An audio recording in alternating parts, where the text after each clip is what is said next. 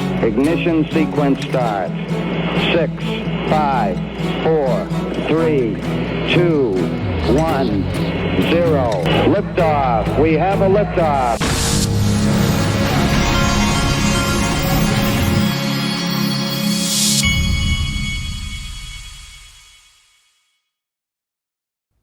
Hey everybody, this is the Digital Asset Investor, and we have so much stuff today it's not even funny, but it's Saturday, so I'm only doing one video. And today in the group at daixrp.com, which is the Patreon, you can click join right here below the YouTube, any of the YouTube videos to join through YouTube. But we're going to talk about the big picture of what I think it's been about all along for XRP. We're also going to talk about what could, and I think at least somewhere in the middle, happen with XRP prices as it relates to this. You're going to want to see that one. Okay, reminder, go to xrpwealth589.com to open your Caleb and Brown account. If you're tired of not sleeping well and wondering if your crypto is safe, I saw a new hack thing yesterday. If you are worried about all that, like I always have been, and you want someone that you can actually speak to, which you can't on any of these exchanges except Caleb and Brown. Go to Caleb and Brown. My link is xrpwealth589.com. It will forward you to this page where you click the sign up button and you can begin your journey of sleeping well. We're going to do something fun today since it's Saturday. I told you last week about one of my new partners, Gulf of America, XRP.com. What this is, it's some XRP guys who they're thinking just like you and me. These guys down the road will, they have cash out positions and they'll cash out. And just like you and me, sometimes we just sit around dreaming. And one of the things I do is I have gone to Gulf of America, XRP.com. Signed up for these guys' newsletter. It's free, and what happens is once you do that, you can receive properties on the Gulf of America. Some of these beachfront properties are wild. They're amazing. Beachfront properties, you'll get them in your email every Friday, and not only that, but once you get the emails, they provide you with new listings that are on the Gulf of America every week. And this thing extends all the way from Panama City down to like Pensacola, but they can also find you other properties in Florida. So go to gulfofamericaxrp.com. I want to show you something crazy. I'm talking to you California residents. I went looking in Malibu. What can you get for around $5 million in Malibu? And I wanted to show you. First of all, it's not directly on the beach. Then I'm going to show you what you can get in Florida on the Gulf of America for the same amount of money. Not to pick on any particular property, but this is what you'll get, not oceanfront, in Malibu, if you'd like to spend $5 million on real estate. And I want you to look at this real close. And it's a nice place, nothing wrong with it, okay? Because next, I'm going to show you one of the listings that was in the Gulf of America XRP.com email list. It's a free email list, by the way. Now I'm going to show you what you can get in Florida. This is a place I grew up going to. It's called Caroline Beach. It's on the west side of Panama. It's not actually, I think it's called Sunnyside Beach, west side of Panama City. It's called Caroline Beach. This is one of the nicest areas down there. Just want to show you a few pictures. This property, this is a $5 million prop, around $5 million on the ocean in Florida. This is what you would be looking at in Florida for around $5 million. It's unbelievable. I mean, it's basically the prices are 1/4 of what they would be in California. And there's zero income tax in Florida, by the way, as a side note. So here's where you go. This is what it looks like, but it's not, you can sign up for the free email list right here, but they also have it set up so that you can call or text this number, 850-890-8884, if you're if you're thinking about looking right now for a property on the Gulf of America. So that number again is 850-890-8884. You can call or text them. If you just want to text and get a feel for things. And these guys will go and show you properties. Let's get going. XRP Las Vegas, 26 days out, xrplasvegas.com. It is the the ticket sales are heating up. I talked to Brad Combs yesterday. We've got a 220 XRP. The market is sitting there right at around 3 trillion in the total market. Then we got this. Here's Senator Cynthia Lummis talking about, you have to wonder if Bitcoin was always created to pay off the national debt, and then the rest of crypto was created to prop up the US dollar. I'm particularly pleased with President Trump's support of my strategic Bitcoin reserve initiative, which will address our national debt while securing America's position as the global leader in financial innovation. As Bitcoin comes into more usage, its use makes the whole system more secure, more robust, and more capable of serving our needs all over the world. We should be the global leader with this fantastic new ledger-based asset that is in a digital format that is going to be transformative of everyday economy and puts the everyday American, in fact, the everyday worker all over the world in control of their own money. What a wonderful blessing for hardworking people all over the world to have this great new technology and to have America lead the way in implementing this wonderful, wonderful innovation. All right, I'm all for it. Bring it on. Stablecoin market cap hits a record 220 billion as liquidity returns and Bitcoin exits its bearish phase. Let's hope that it's about to happen. And then here's another clip from Thinking Crypto with Tom Emmer talking about stablecoin legislation to save the US dollar. We've got to open it up. The best innovation comes when people are free to try things, to think outside the box and do things that other people said could never happen. We're getting back to that. That is a benefit of the new Trump administration. But the people you're talking about have been chosen by Trump because the goal is to open this up and allow this innovation and creation to occur again. And with regards to the stablecoin bill, is there more of an urgency there because of its geopolitical implications? For example, helping to maintain the world reserve currency, which is the US dollar, because US dollar-backed stablecoins can be used by different companies, even outside the United States. And those stablecoin issuers in their reserves will have to buy US treasuries. Is there a higher level of urgency for that? Not for me. I know in the Senate, yes. I mean, they're looking at it as the stablecoin bill is, at least this is what I've been led to believe. They think that's the one that needs to move right away. I can tell you that my chairman, at least up till now, is saying you don't get one without the other. But to your point, I mean, the excitement around a dollar-backed stablecoin is all about shoring up the reserve currency status of the U.S. dollar. It's all about that. We were talking about this stuff being government created a long time ago. What crypto really is it's Federal Reserve 2.0, folks. Okay? It's as simple as that. And here is Edward Griffin talking. This is from Black Swan Capitalist. He's talking about the formation of the first one. Well, look at this one. They pretend like they don't know who Satoshi Nakamoto is when they do.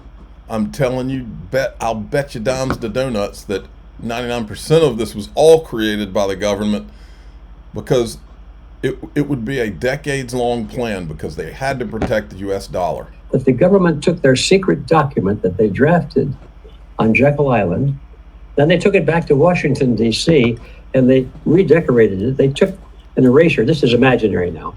But imagine taking the eraser and erasing from the top of the page where it said cartel agreement, which it didn't, of course. But that's what it was. Imagine the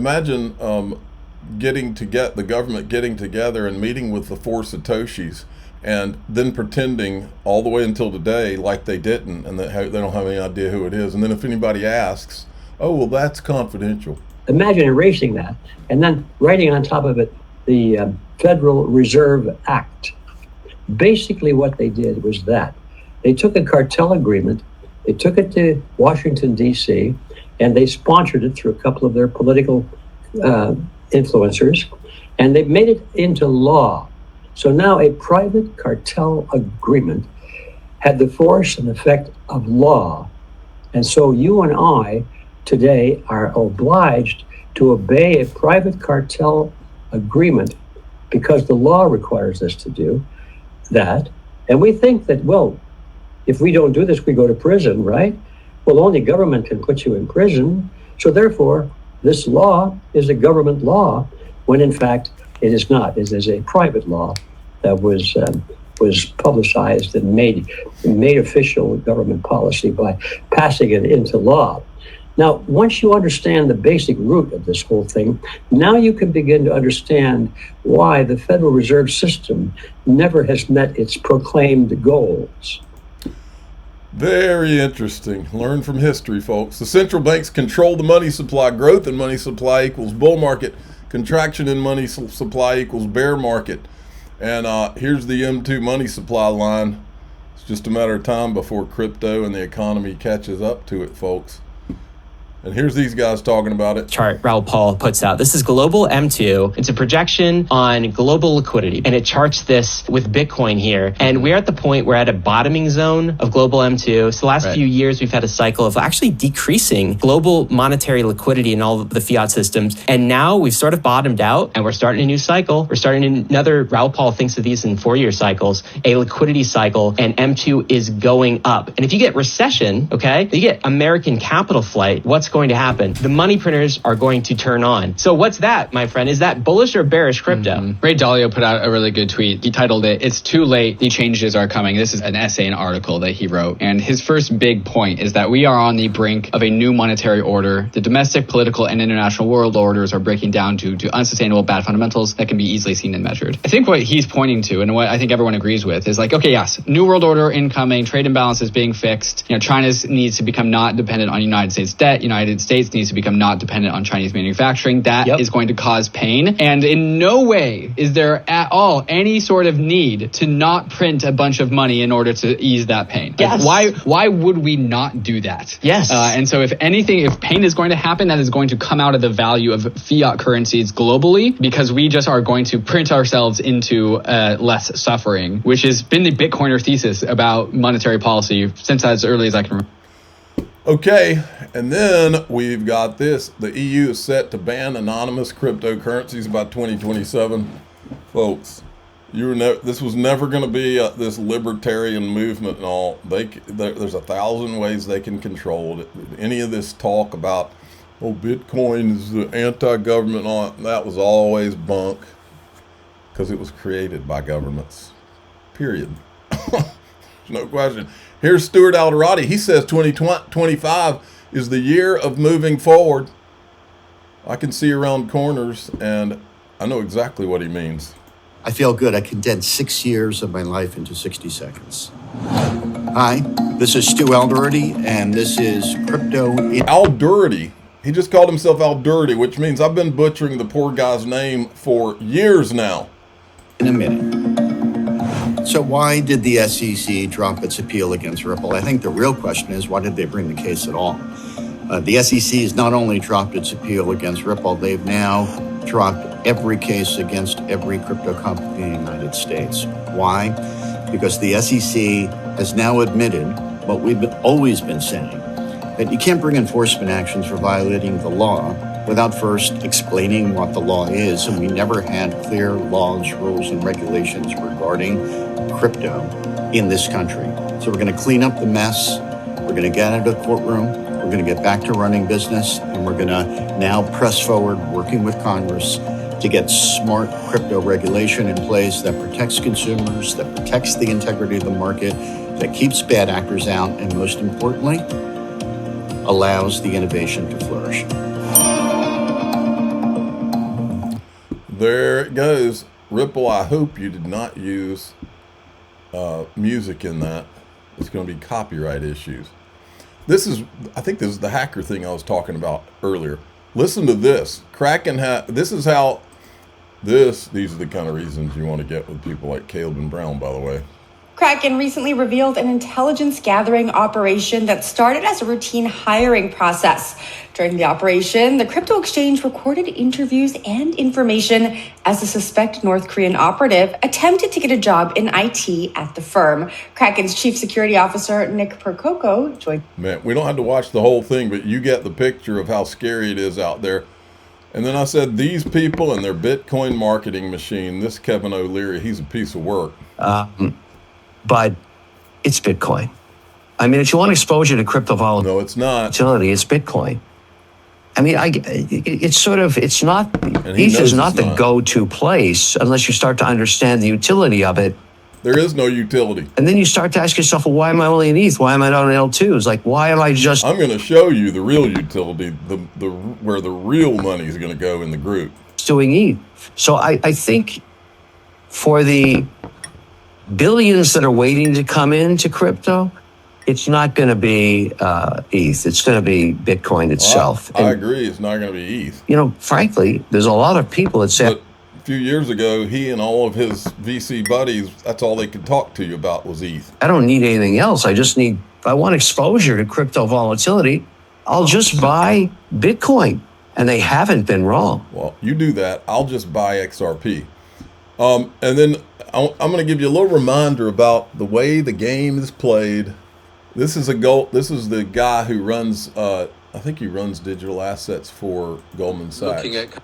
I think he's the head of digital assets for Goldman Sachs. Listen to what he says. Kind of other kind of innovations in terms of product offering as clients. This was in Token 49 like a few days ago. Clients become more and more active. And I think that's kind of one of the key things we've seen, just the breadth of clients now eager to kind of get more actively involved in trading the kind of the asset class.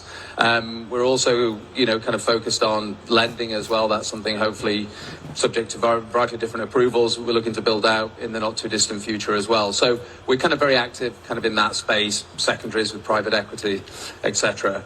The second part of the business is really driven around kind of tokenization and the use for kind of collateral mobility. And I think from a kind of traditional financial perspective, this is kind of one of the biggest opportunities we see. So if you think you've got kind of Donald Trump talking about the crypto capital of the world being the US, kind of what does that fundamentally mean? It means you're probably going to need a 24/7 marketplace.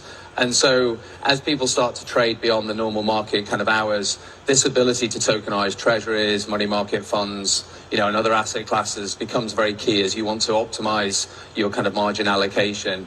And then there's just a lot more kind of utility in and around that. So tokenization has been a big kind of focus for us. So as we think about our projects, one of which is in that space, really thinking about utility for kind of institutional use as it just starts to really scale, creates liquidity and sizable marketplaces. We also have developed our own digital asset platform, something that we launched in 2022, recognizing that, kind of there's a number of different players that have. I remember covering Goldman Sachs back in 2019-ish. They were literally having, their people were putting out articles, Bitcoin's going to go to zero and all this stuff. And now they're talking it up. That's the way these guys play the game. They talk up the things that they invested in a long time ago, and they don't talk about the things that they're investing in today. What are they not talking about now?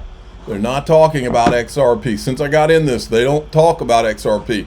But we've spent years, including in what I'm going to show you in the group, we've spent years finding documentation where behind the scenes, that's what these guys are focused on.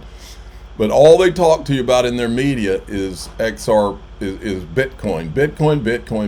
A few years ago, it's Bitcoin, Ethereum. These are not coincidences. Here's a good little reminder of when Tika Tawari was on Glenn Beck's show about Goldman Sachs. Okay, so then here now, Goldman Sachs, this, again, February 7th, most cryptocurrencies will crash to zero. Now, I remember when they said this in February, and I had, through my network, I knew that Goldman Sachs was setting up a crypto trading desk. Absolutely knew they were setting up a crypto trading desk. And I remember you telling me that. Right, and then, of course, they were denying it. No, we're not. No, we're not. No, we're not. Price falls down 27%, and then what do we find out? We find out here, they say BTC 0, and then we find out just before May, new trading desk. Not only that, They put $400 million to buy a cryptocurrency trading platform. Okay, so. Yeah. Okay, we're going to go into DAIXRP.com, and I'm going to show you exactly how much bigger XRP is than Bitcoin. I'm going to show you exactly. I mean, this, if you're paying attention, this has not been hard to figure out. And we've been, on this channel, we've been doing 2 to 3 videos a day for basically 7+ years, trying to blow the trumpets. Okay, go to DAIXRP.com, that's the Patreon, or click the join button below any of my YouTube videos. I'm the digital asset investor. I'm not an investment advisor. This is for entertainment purposes only. Please subscribe, hit the like button, tell your friends and family. Let's go talk about the big, big, big picture. Here we go.